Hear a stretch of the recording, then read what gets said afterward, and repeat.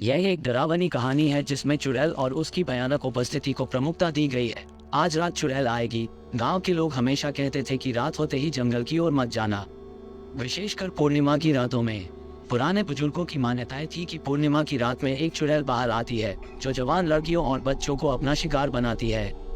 लेकिन युवा पीढ़ी इसे केवल एक कहानी मानती थी, डराने के लिए बुजुर्गों द्वारा बनाई गई एक अफवाह। गांव की स्थिति थी। गांव पहाड़ों के बीच बसा एक छोटा सा कस्बा था जहां का मुख्य रोजगार खेती और पशुपालन था।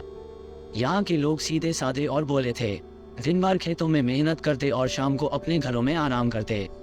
गांव के किनारे एक घना जंगल था जो दिन में भी भयावह लगता था। उसकी शाखाओं और पत्थरों के बीच छुपे जीव जंतुओं की आवाजें रात में और भी खौफनाक हो जाती थी। कहानी की शुरुआत। उस रात गांव में विशेष हलचल थी। राधिका, गांव की एक सुंदर और चंचल लड़की, अपने दोस्तों के साथ खेल रही थी। वह केवल 18 साल की थी और उसका सौंदर्य गांव के हर कोने में चर्चित था। लेकिन उसकी मां सविता उसे बार बार चेतावनी देती थी, राधिका, रात को देर तक बाहर मत खेला कर, चुड़ैल तुझे उठा ले जाएगी। राधिका ने मां की चेतावनियों को हंसी में उड़ा दिया। वह आधुनिक सोच की थी और ऐसी कहानियों को बस एक मनगढ़ंत कल्पना मानती थी। माँ, तुम भी ना, ये सब पुरानी बातें हैं, अब ऐसा कुछ नहीं होता, उसने हंसते हुए कहा और अपने दोस्तों के साथ खेलने चली गई। चुड़ैल की अफवाह गांव में पिछले कुछ महीनों से अजीब घटनाएं हो रही थी। कुछ बच्चों का अचानक गायब हो जाना और फिर कुछ दिनों बाद उनकी लाशें जंगल के किनारे मिलना। बच्चों के चेहरों पर अजीब डरावनी शिकन होती थी, मानो उनकी आत्मा को किसी ने खींच लिया हो। गांव के बुजुर्गों का मानना था कि ये सब उस चुड़ैल का काम था जो गांव के लोगों से बदला ले रही थी। गांव में ये अफवाह फैल गई थी कि चुड़ैल गांव की पुरानी हवेली में रहती है। वह एक अंधेरी और सुनसान जगह थी जहां कोई जाने की हिम्मत नहीं करता था। गांव वालों का कहना था कि वह हवेली कभी एक महान जादूगरनी की थी जो अपनी शक्ति को असीमित करने के लिए तांत्रिक साधनाओं में लीन रहती थी। लेकिन जब उसकी साधना असफल हो गई तो उसकी आत्मा भटकने लगी और उसने चुड़ैल का रूप धारण कर लिया। राधिका का साहस। राधिका को इन कहानियों पर कभी यकीन नहीं होता था। उसने ठान लिया कि वह इस रहस्य को सुलझाएगी और गांव वालों को साबित करेगी कि ऐसी कोई चुड़ैल नहीं होती।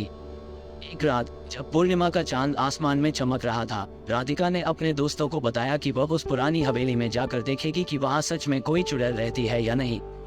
उसके दोस्तों ने उसे रोका, राधिका, मत जाओ, वहां जाना खतरनाक है। हमने सुना है कि जो भी वहां गया वो वापस नहीं आया। लेकिन राधिका ने किसी की बात नहीं सुनी और अकेले ही उस हवेली की ओर निकल पड़ी। हवेली का डरावना माहौल। हवेली गांव से कुछ ही दूरी पर थी, लेकिन वहां का माहौल बहुत भयावह था। हवेली के चारों ओर झाड़ियों और पेड़ों ने उसे घेर रखा था और वहां की दीवारों पर गाय जम गई थी। हवेली की खिड़कियां टूटी हुई थी और दरवाजे से अजीब सी आवाजें आ रही थी। राधिका ने अपने दिल की धड़कन को काबू में किया और साहस जुटाकर हवेली के अंदर कदम रखा। अंदर का माहौल और भी खौफनाक था। दीवारों पर धूल और जालों ने उस जगह को और भी भयानक बना दिया था। हवेली के अंदर हर कोने से अजीब सी फुसफुसाहटें सुनाई दे रही थी, जैसे कोई उसे देख रहा हो। राधिका ने धीरे धीरे आगे बढ़ना शुरू किया। अचानक एक दरवाजा अपने आप खुल गया और उसके सामने एक भयानक औरत खड़ी थी। उसकी आंखें चमक रही थी और उसके बाल बिखरे हुए थे। उसका चेहरा विकृत था और उसकी त्वचा झुर्रियों से भरी थी।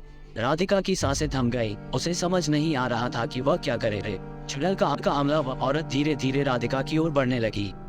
उसके होठों से एक डरावनी हंसी निकली। तो मुझे ढूंढने आई है, अब तू कभी यहाँ से वापस नहीं जा पाएगी की। राधिका ने तेजी से पीछे हटने की कोशिश की, लेकिन उसके पैर कांप रहे थे। और दरवाजे की ओर दौड़ी, लेकिन वह अचानक बंद हो गया। चुड़ैल ने हवा में हाथ उठाया और राधिका को एक अजीब ताकत ने जकड़ लिया। वह अब हिल भी नहीं पा रही थी। मैं तुझे छोड़ूंगी नहीं, चुड़ैल ने गुरगुराती आवाज में कहा। तूने मेरी नींद में खलल डाला है, अब तुझे मेरी शक्ति का अनुभव होगा। राधिका ने अपनी पूरी ताकत से छुड़ाने की कोशिश की, लेकिन उसकी कोशिशें नाकामयाब रही। चुड़ैल ने उसे अपने पास खींच लिया और उसके चारों ओर काले धुएं का एक घेरा बन गया। राधिका अब पूरी तरह से चुड़ैल की गिरफ्त में थी। राधिका का अंत। राधिका ने अपने जीवन की अंतिम चीख लगाई। उसकी आंखों में डर और आंसू थे, लेकिन उसके बाद हवेली में सब कुछ शांत हो गया। चुड़ैल ने उसकी आत्मा को अपनी शक्ति में समाहित कर लिया। राधिका की लाश हवेली के एक कोने में गिर गई। उसकी आंखें खुली रह गई, जैसे उसने कुछ भयानक देखा हो। गांव में अफवाह। अगली सुबह जब राधिका घर नहीं लौटी तो गांव के लोग चिंतित हो गए। वे उसे ढूंढने के लिए जंगल की ओर निकले। कई घंटों की तलाश के बाद वे उस पुरानी हवेली के पास पहुंचे। हवेली के अंदर उन्होंने राधिका की लाश देखी। उसके चेहरे पर डरावनी शिकन थी और उसकी आंखें अभी भी खुली थीं। गांव के बुजुर्गों ने इसे देखकर कहा, हमने कहा था न, चुड़ैल उसे उठा ले जाएगी। अंत गांव में फिर से वही खौफ छा गया। लोग अब रात होते ही अपने घरों में दुबक जाते थे और कोई भी हवेली की ओर जाने की हिम्मत नहीं करता था। चुड़ैल की कहानी अब और भी भयावह हो गई थी। लोग अपने बच्चों को अब और भी सख्त हिदायतें देने लगे थे, रात को बाहर मत निकलना वरना चुड़ैल आ जाएगी। गांव में अब भी रात होते ही वह हवेली चमक उठती है, जैसे चुड़ैल अब भी वहां रहती हो। कोई भी उस ओर जाने की हिम्मत नहीं करता, क्योंकि अब सबको पता है कि जो भी चुड़ैल की हवेली में गया वो कभी वापस नहीं आया।